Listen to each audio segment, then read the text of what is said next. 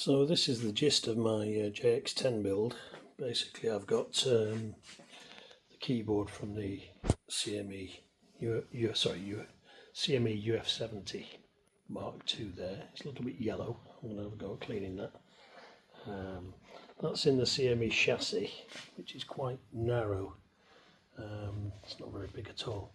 What I've managed to do is fit the two voice boards from the JX underneath like that. So that's both voice boards, 1 and 2. And then next to that I've turned the midi board from the CME UF-70, which normally sits on the back panel about here. I've managed to move that inside and just extended one of the cables to reach, and that allows it to sit on this side. And that's the JX10 power supply, but it's absolutely massive and there's no way it's going to fit into the remaining space here. So I'm going to build the modern power supply. Sourcing the parts is quite tricky at the moment. There's not a lot of people got stock of everything, so I'm going to have to get it in piecemeal, bits and pieces. But I'm going to increase the voltage of these two, and maybe the the current of the 15 volt and the 5 volt regulator, so it drives the rest of the bits I've added to the synth, such as the editor. So that's going to be that. Hopefully it'll be okay. If not, I can stick a couple of little power supplies in, 12 volt and 5 volt, to drive the remaining circuitry.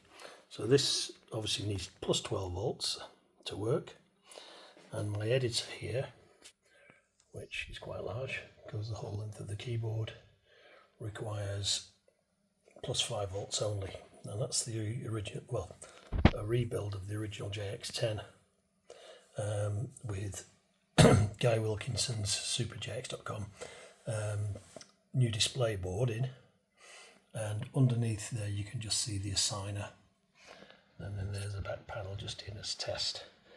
I did have to extend this power cable from third voice all the way up to here because it wasn't long enough to reach. Actually, what I did is swap the voice card power supply cables around and used the C board to connect to the B board, and then extended the B cable, so I didn't have to extend two cables, just one. Put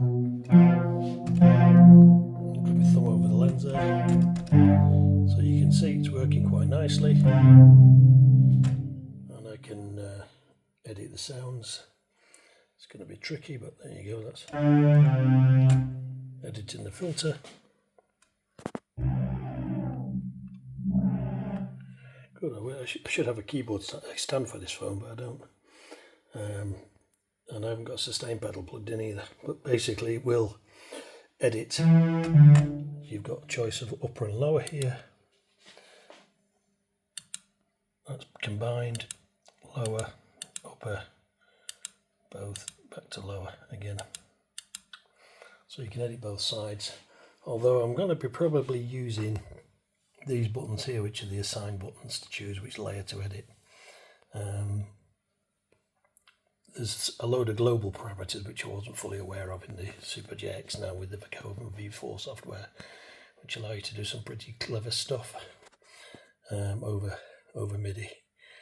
And a lot of the things are like dual mode, split mode, single mode, and various other things, and then detunes and unisons and all sorts of things. So this section here will be used for controlling that. This section here does the octave shifting, so let's see. Yeah, that works.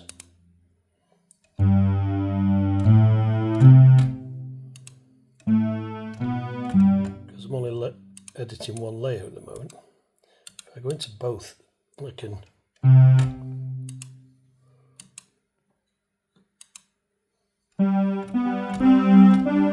both sides are going up now. Some of the logic's a bit flaky. But I can work that out. At the the moment, like I say, I'm relying on these buttons here, and I really shouldn't be doing that. I should be using the other buttons for it. And so that's about it. I've added a few extra features. I've got the portamento here now as well, and I've got the bender range here with the bender settings, and I've got the LFO, sorry, that's the mod depth here, global mod depth as well. So there's lots of new things being added. I've got the unison detune and dual detune controls here on the end. So there's some more extra bits and pieces.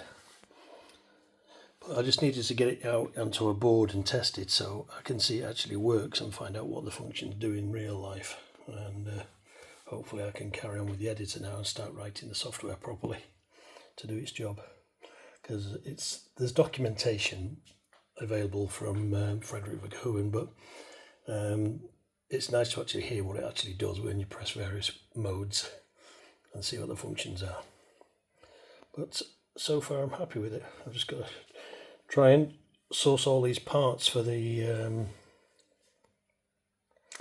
power supply and make it a bit more compact, but I can test it at least.